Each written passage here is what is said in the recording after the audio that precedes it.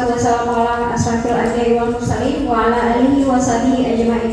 Puji syukur kita panjatkan kehadirat Allah Subhanahu wa taala atas segala limpahan rahmat dan karunia-Nya sehingga pada hari ini kita bisa berkumpul untuk mengikuti kegiatan diseminasi budaya positif.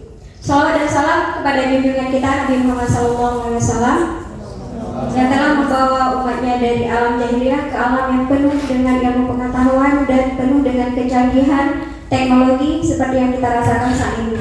Penghormatan saya kepada Bapak Kepala Sekolah SMK Negeri 7 Lux Mame, penghormatan saya kepada Bapak Ibu Wakil Kepala Sekolah dan Bapak Guru hebat yang bersedia meluangkan waktu untuk mengikuti acara diseminasi budaya positif hari ini. Baik, untuk memulai kegiatan kita hari ini, mari sama-sama kita membacakan basmalah dan kita lanjutkan dengan pembacaan Al-Fatihah.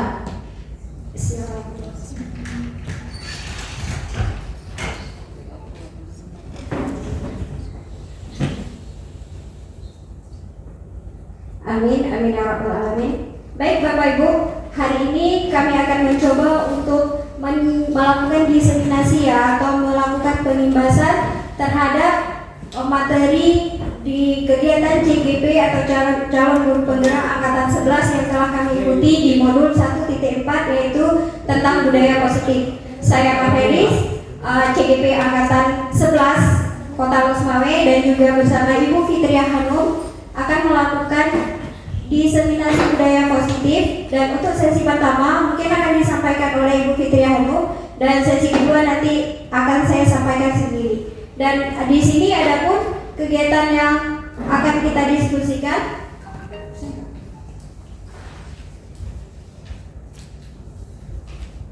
Nah, di sini ada pun tujuan dari diseminasi ini yaitu menumbuhkan budaya positif di sekolah dengan meyakini nilai-nilai kebajikan universal serta meningkatkan pengetahuan dan pemahaman tentang budaya positif. Jadi intinya kita nanti sama-sama mengetahui cara penerapan budaya positif di sekolah kita.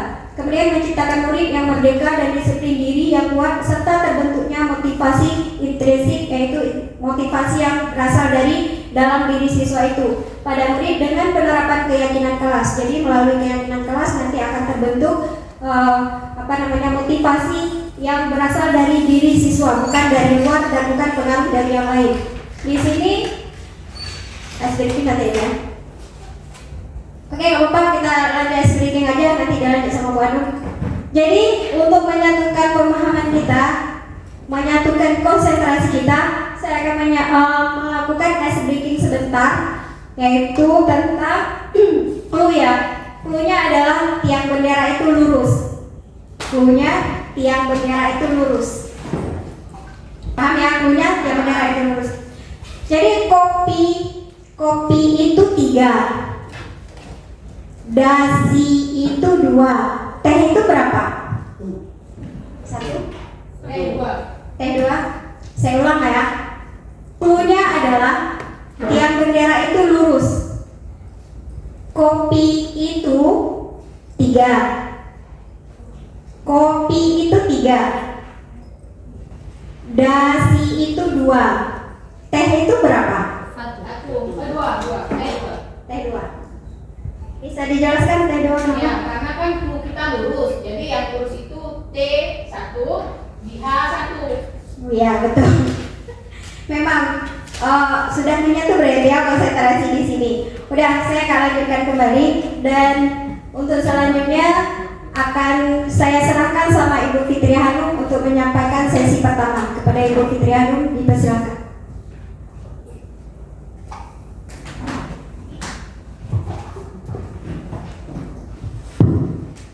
Bismillahirrahmanirrahim. Assalamualaikum warahmatullahi wabarakatuh. Waalaikumsalam warahmatullahi wabarakatuh. Pertama, saya ucapkan terima kasih kepada Bapak Ibu yang sudi kiranya telah membantu kami dalam tugas kami yang 1.4 ini modul budaya positif.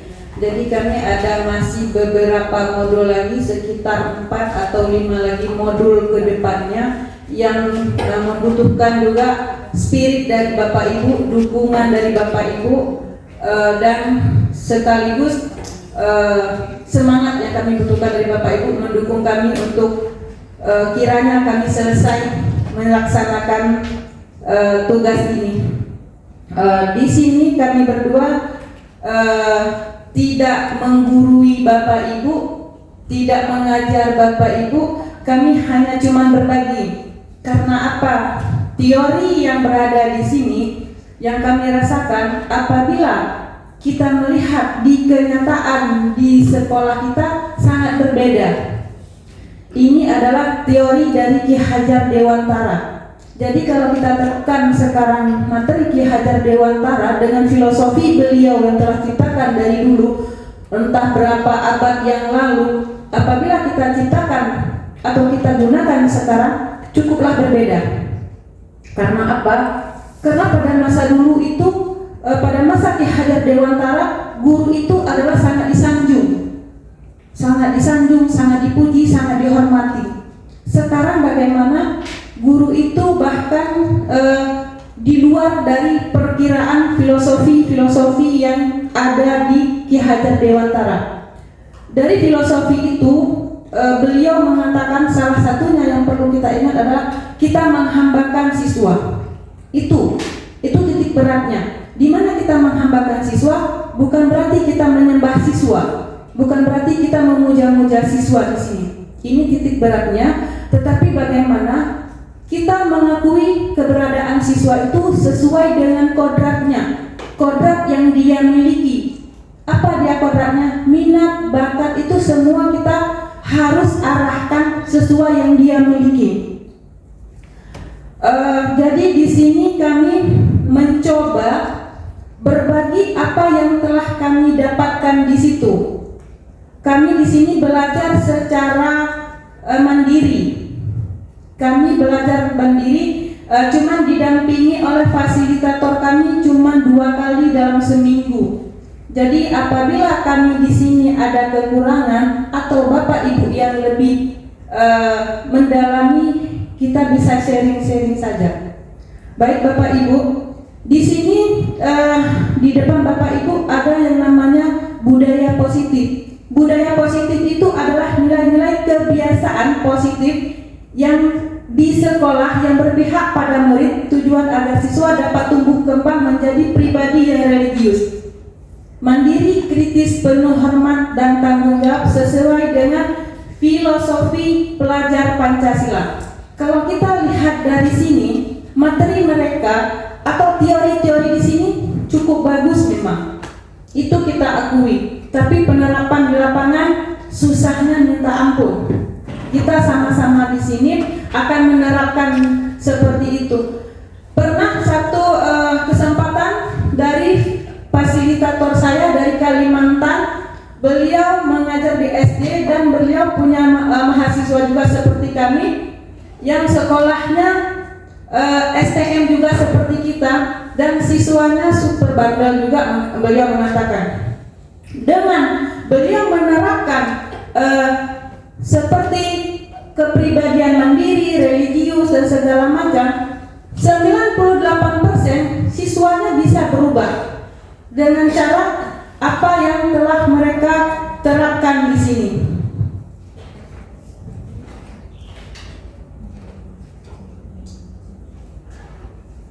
Beliau di sana menerapkan pendekatan pertama religi.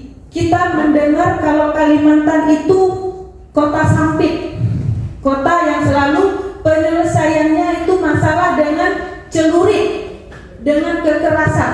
Mereka mengadakan dengan religi, mandiri dan penuh tanggung jawab.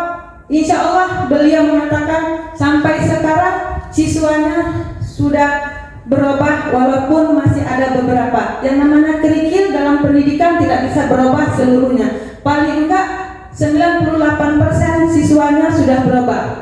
Selanjutnya kita di sini ada perubahan paradigma belajar. Kalau dulu paradigma belajar kita pada masa kita, Ibu Bapak, pada masa 80-an, Bu Nur 70-an, 60-an itu selalu kita mengutamakan belajar. Tugas kita. Selanjutnya baru kita membantu orang tua segala macam. Kalau sekarang sudah berbalik. Anak-anak kita di sini 80% atau bahkan 90%-nya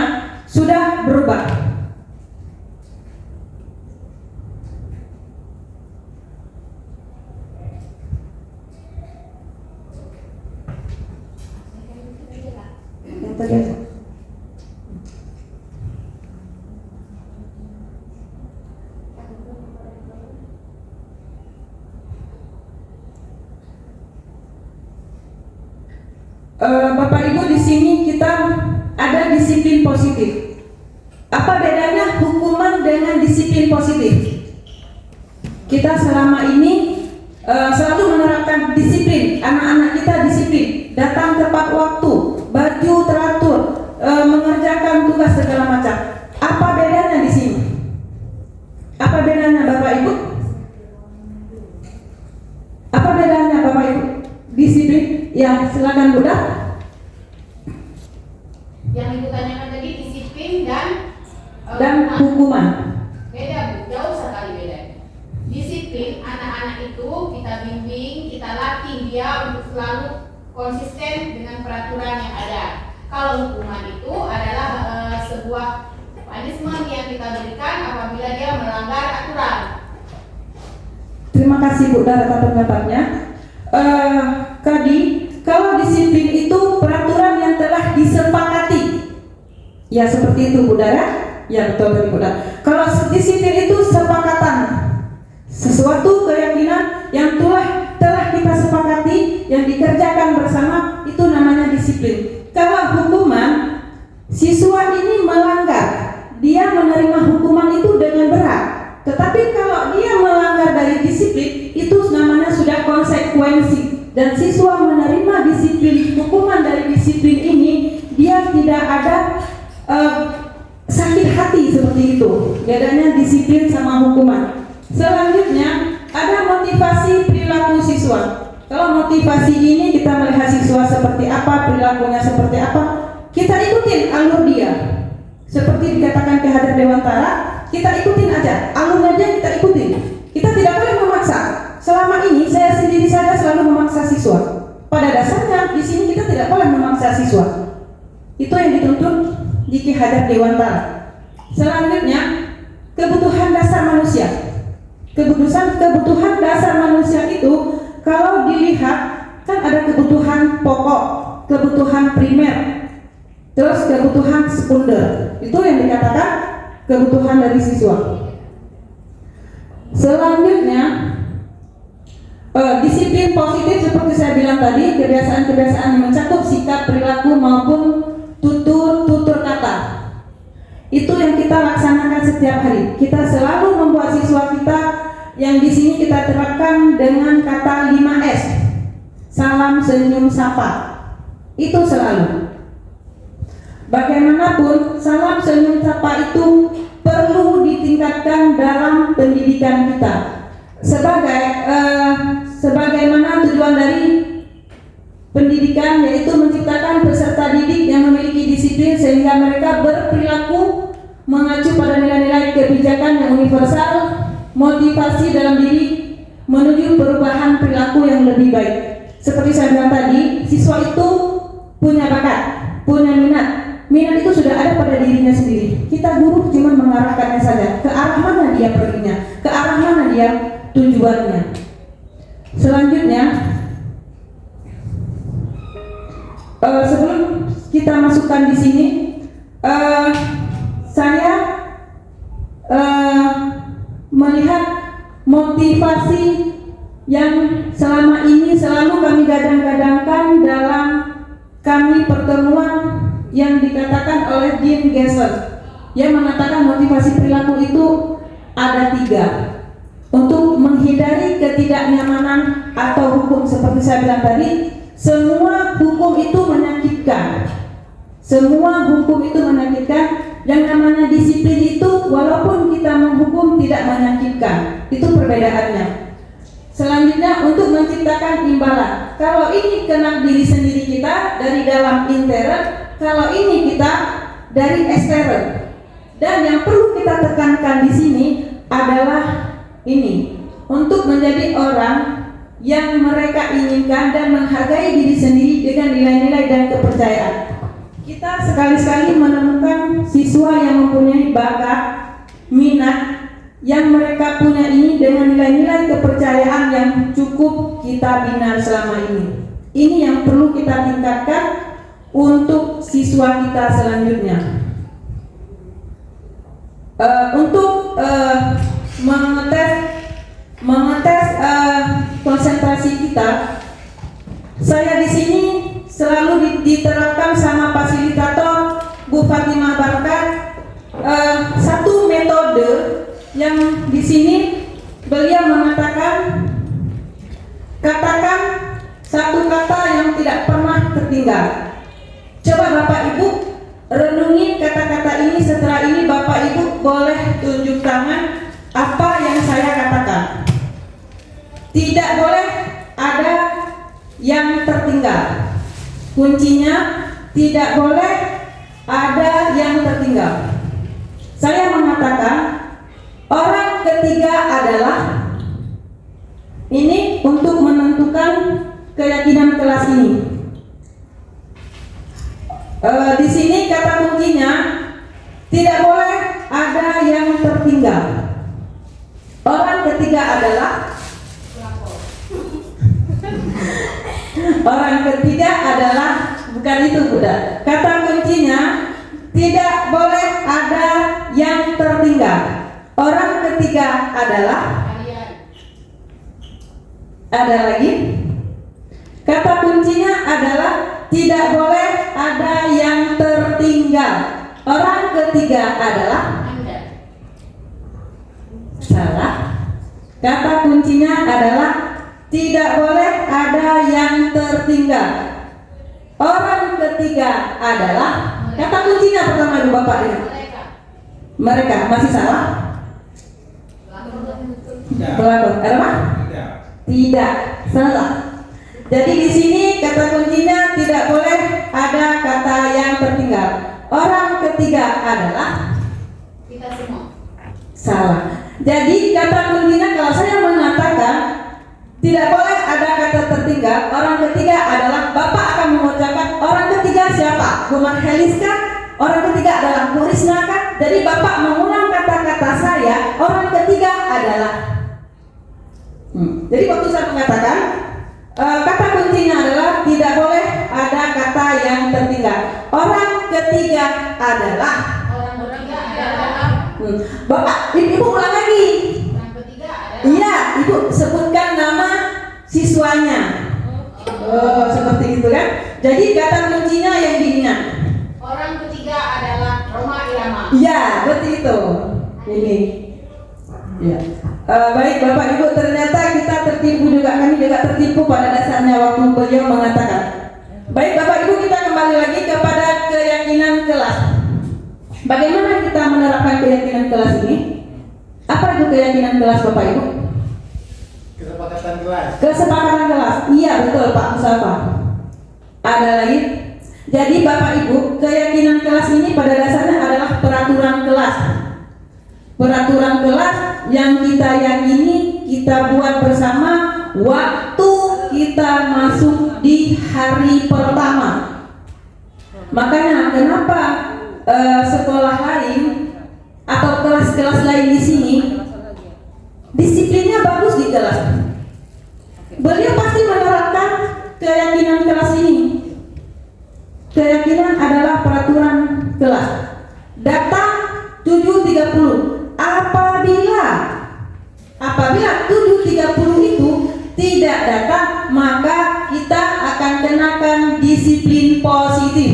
Siswanya tidak akan merasa marah dengan disiplin positif kita. Kenapa? Kita sudah membuat keyakinan kelasnya dulu. Apabila kita tidak membuat keyakinan kelas Bapak Ibu, siswanya marah. Siswanya walaupun melakukannya dengan ikhlas, ada di benak hatinya itu yang terbesit. Ngapain aku kerjain itu? Itu bukan tugas kami. Bahkan seperti kita bergotong royong, mereka mengatakan di sekolah kan sudah ada pesuruh, ngapain kami mengerjakan lagi? Tetapi apabila dalam peraturan kelas ini Bapak Ibu menerapkan satu peraturan di situ, tuliskan peraturan di situ, setiap hari Kamis kita akan melaksanakan gotong royong rutin. Habis setelah itu masuk jam 7.30. Setelah itu piket dilaksanakan tepat pada waktunya. Mereka akan melaksanakan dengan tanggung jawabnya. Selama ini mereka kan waktu mengerjakan piket kan Bapak Ibu ogah-ogahan kan? Karena apa? Inilah tidak terlaksananya keyakinan kelas kita pertama. Pada dasarnya kami di sini ingin menerapkan di sini keyakinan kelas itu kepada wali kelas yang di kelas 1. Pada dasarnya, kenapa? Di kelas 1 itu adalah masa peralihan siswa dari SMP ke SMA. Jadi masa dia adalah masa pancaroba. SMP itu peraturannya belum seketat kita anak SMA, apalagi kita STM. Di sini mereka masih di kelas 10 itu masih kecicilan, masih centil, masih ngomong yang tidak teratur. Tetapi kalau kita menerapkan keyakinan kelas ini, insya Allah mereka akan terbentuk suatu disiplin yang mengikat mereka, walaupun kita memanggil orang tua, walaupun kita membuat hukuman, namanya di sini hukuman yang berbentuk positif. Jadi sampai di sini Bapak Ibu, ada berapa kelas yang telah menerapkan keyakinan kelas? Yang kelas 1, Bu, siapa yang Bu Sari? Ada pernah Bu menerapkan keyakinan kelas di kelas 1? Ada. Peraturannya seperti apa Ibu? Saya kalau misalnya piket juga, kalau jadwal piket kan sudah pagi. Jadi Iya. setiap saya Senin, Selasa sampai piket harus piket. Terus saya kontrol juga setiap pagi. Itu salah satunya Ibu ya. Jadi kalau untuk lebih baiknya keyakinan itu ditulis pada pertama Ibu, poin pertama. Jadi ciptakan budaya positif di kelas itu dengan poin pertama, setiap kelas masuk dengan ucapan apa? Kita umat Islam assalamualaikum Ibu ya. Setelah itu setiap bertemu dengan guru kita pasti salaman. Itu ditulis Ibu, ditulis peraturan kelasnya. Sebelum membuat peraturan itu secara utuh, kita dulu buatnya kelompok. Jadi siswa ini dikelompokkan atau dalam satu ruangan, kita menanyakan peraturan apa yang perlu kita terapkan di kelas kita. Jadi mereka akan mengatakan, Bu, piket Bu ambil buku tepat waktu Bu, kembalikan buku tepat waktu Bu. Mereka akan mengutarakannya sendiri. Jadi apabila itu tidak ditertulisnya, makanya di sekolah kita ini buku di perpustakaan tercecer di kelas, buku di perpustakaan tinggal di laci. Itu sebabnya apa? Karena kita tidak membuat keyakinan kelas seperti saya bilang tadi. Tetapi kalau teratur dia sampai kita pulang sekolah tertulis semuanya, siswanya dia tidak akan melanggar Ibu. Karena apa? Siswa kita 94% itu laki semua. Mereka ogah-ogahan yang namanya dengan peraturan. Apabila itu tertulis dengan keyakinan kelas, peraturan kelas yang berbentuk positif, itu akan berjalan dengan baiknya. Baik Bapak Ibu, sampai di sini ada pengalaman Bapak Ibu yang telah menerapkan keyakinan kelas atau disiplin kelas yang baik. Yang di bengkel juga sama Pak Mustafa. Jadi Bapak sebelum masuk itu Bapak namanya buat dulu keyakinan bengkelnya. Kalau ini kelas Bapak kan, kalau Bapak bengkel, keyakinan bengkelnya seperti apa? Masuk dengan baju rapi, mengambil peralatan, dikembalikan ke tempatnya. Jadi kalau seperti itu Bapak tidak akan capek, barang Bapak juga tidak akan hilang. Itu yang telah dipraktekkan oleh guru-guru di tempat kami belajar. Dan untuk Bapak Ibu yang pingin, yang wali kelas 1 yang pingin mendapat keyakinan ini apa-apa saja, boleh meminta kepada kami atau Bu Marhelis sebaik saya untuk sebagai acuan Bapak Ibu di kelas membuat keyakinan kelas. Baik Bapak Ibu, sekian dan terima kasih. Untuk materi selanjutnya akan disampaikan kepada Ibu Marhelis. Bu Marhelis, saya silakan. Ini kurang Pak. Ada masalah apa ini? Saya Pak suka Pak, dia ganggu saya tiap hari saya baca dia tadi. Iya Pak, saya lihat ya Pak, dia coleknya Pak. Yang musik. Ali, kamu kenapa selalu mengganggu Ani? Kenapa rupanya? Ada masalah apa? Cuma ganggu aja. kalau lagi dalam proses belajar mengajar, kita tidak boleh mengganggu teman karena mengganggu kawan yang lain. Ngerti, Adik? Ngerti Pak. Nah, besok. Iya Pak, di depan Bapak dia ngerti. Nanti kalau nggak ada Bapak dia ganggu-ganggu saya. Tadi dia tarik-tarik jilbab saya Pak. Ya. Itu lihat juga Pak. Ada paksa dia tadi Pak. Kelas pada saat belajar tidak boleh ada yang mengganggu orang lain. Nah, kenapa kamu diganggu, Ani? Nggak tahu Pak, dia tiap hari dekat-dekat saya, ganggu-ganggu saya. Kalau mau dekat-dekat tunggu tak selesai sekolah nanti tahu lagi ya. Tiap hari dia ngusir dia tuh Pak. Tiap hari dia. Ani, kenapa kamu suka kali yang nunggu dia? Sebenarnya ada rasa sedikit. Iya, cantik. Mandi lagi. Ya, makanya kamu harus belajar juga biar dapat nanti selesai sekolah. Selesai di sini belajar rajin biar mendapat yang cantik. Kalau enggak mana mau orang cantik mah kamu malas saja kamu orang cari sekolah. Ya? Ani suka nggak sama Adi kan? Kalau Adi nggak suka, karena kata ayah nggak boleh pacaran masih sekolah. Nah, jadi kayak mana nih? Ali, kamu ini udah bikin masalah ya? Saya nggak ganggu lagi. Kita buat perjanjian, kalau diganggu lagi nanti kita akan memberikan sanksi sesuai dengan kesepakatan kelas yang sudah kita buat bersama. Yang suka mengganggu kawan, nanti kita akan naikkan lagi sampai sekolah-sekolah. Bisa-bisa kamu dikeluarkan dari sekolah Ali, ya. Nah, begitu juga kamu Ali, jangan ke pecicilan ya. Ya. Jadi solusinya. Nah, kayak mana nih Ani?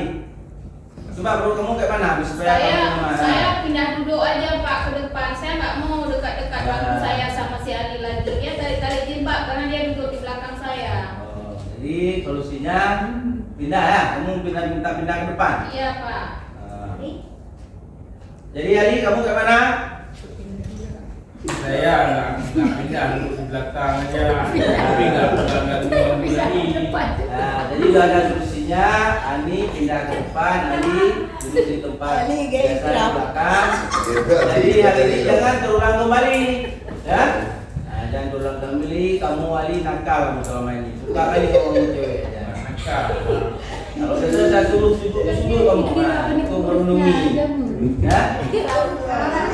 Oke, jadi tuh hari ini saling memaafkan, ya? Nah, minta maaf sama Ali, kamu sudah mengganggu dia. Jadi satu kelas nggak nyaman gara-gara kamu nih. Udah, salaman terus.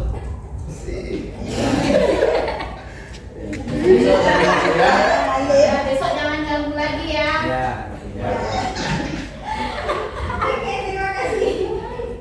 Oke, jadi Assalamualaikum Bu Rizky. Waalaikumsalam Bu. Ibu wali kelas 10. Iya Bu. Sudah berapa bulan Ibu anak-anak sekolah Bu? Sekitar 2 bulan. Sekitar 2 bulan. Iya. Ibu ada membuat keyakinan kelas? Ada Bu. Apa yang Ibu lakukan di dalam kelas di membuat keyakinan kelas itu? Saya mengumpulkan semua siswa saya. Iya. Terus kami membuat struktur kelas dulu. Iya. Peraturan apa saja yang boleh dilakukan dan tidak boleh dilakukan. Iya. Terus siswa yang kalau tidak masuk sekolah Ya. harus orang tua yang menghubungi wali kelas. Iya. Terus mengambil buku. Saya siapa mata pelajaran apa aja dia mengambil buku ke perpustakaan. Iya. Terus mengerjakan tugas itu tepat waktu. Ya. Misalnya kalau jika ada guru yang ngasih tugas kan. Ya. Terus di dalam kelas tuh perangkat kelas seperti ketua kelas yang mengamankan Ruang kelas, kenyamanan iya. kelas itu seperti apa. Oh iya Bu. Berarti sudah berjalan ya Bu selama ini. keyakinan kelasnya sudah baik Bu ya. Dan insya Setelah Ibu, bagaimana tindakan anak-anak setelah melakukan keyakinan kelas itu Ibu? mereka ada yang sebagian, ada yang bertanggung jawab melaksanakannya dengan baik, ada yang sebagian juga ada yang enggak ini gitu. Jadi mereka sudah konsekuen kayak gitu Sudah konsekuen atas keyakinan kelas tuh, karena kan seperti Rizky tadi sebagai wali kelas juga ya Bu? ya, Bu. Jadi Bu Rizky juga sebagai guru BP di SMK Negeri 7 Lok Semawe? Iya juga Bu. Oh ya, jadi di sini Bu Rizky sebagai wali kelas dan guru guru BK-nya juga. Iya. Jadi Bu Rizky dalam membimbing siswa, langkahnya apa saja Bu Rizky membuat apa seperti itu? Membuat seperti angket kayak gitu Bu. Oh, angket itu angketnya dikerjakan pada saat kapan? Pada saat awal masuk sekolah anak-anak waktu MPLS. Oh, jadi dibuat angket itu pas masa MPLS. Guna angket itu buat apa Ibu? Kita menentukan bakat minat siswa itu di dalam bidang apa saja. Oh, jadi anak-anak dalam PNS itu disebarkan angket. Setelah itu kita akan tahu tentang bakat minat mereka di situ. Jadi ke arah mana bakat minat mereka. Iya Bu. Jadi kita sebagai guru BK ini mengarahkannya saja Ibu ya? Mengarahkan bakat minatnya siswa itu. Iya Bu. Oh iya. Ada tidak siswa yang melakukan bimbingan yang pribadi seperti itu? Ada juga Bu. Ada. Seperti mereka yang jarang masuk sekolah, misalnya absen kan? Iya. Dan kita panggil per orang pribadi itu, kenapa mereka tidak masuk sekolah, apa penyebabnya, faktor-faktor kayak mana di rumah kayak gitu kan? Oh iya.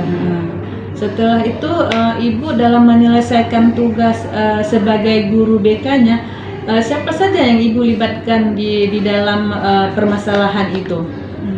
Saya sendiri, terus kepala sekolah, kesiswaan. Jadi ada beberapa guru yang dilibatkan di situ. Ada tidak Ibu melibatkan orang tua dalam penyelesaian masalah ini? Ada Bu. Ada. Tanya maksudnya kayak mana perkembangan anak di rumah setelah bimbingan gitu. Jadi kan tadi bimbingan siswa. Kalau bimbingan kelompok pernah Ibu melakukannya? Pernah juga Bu. Pernah juga.